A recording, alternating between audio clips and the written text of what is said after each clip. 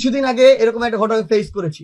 একজন যুব দলের কর্মী সে একজনকে ফোন ধরতে বললো, তারপরে বললো যে ভাই ভিডিও শুরু করেন, ভিডিও শুরু করেন। এরপরে এসে আমাকে বললো ভাই আপনার সাথে তো একজন আওয়ামী লীগের লোক দেখতেছে। আমি বললাম কই, বের করে দেন। পরে বললো ঠিক আছে খুঁজে আনতেছি। আনতে গিয়ে সে আর নাই। একটু পরে বললো ভাই উনি মনে হয় চলে গেছে।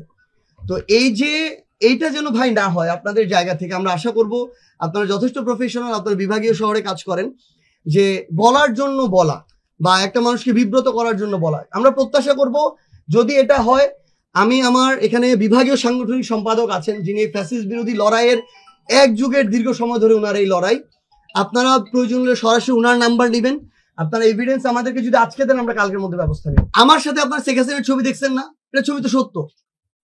আমি 2019-এর ডাকসু নির্বাচনে নির্বাচিত হয়েছি। ডাকসু নির্বাচনে যে নির্বাচিত হয়েছিল যারা, তাদেরকে ডেকে নেওয়া হয়েছে, ডেকে নিয়ে তাদেরকে সংবর্ধনা দেওয়া হয়েছে। সেখানে আক্তার হোসেনও ছিল, সেখানে নুরুল হক নূরও ছিল। তো সেই ছবি দিয়ে যদি আপনি আমাকে জাজ করেন সেটা তো হবে না। আপনি আমার অভ্যুত্থানের অবস্থান দেখেন, 1।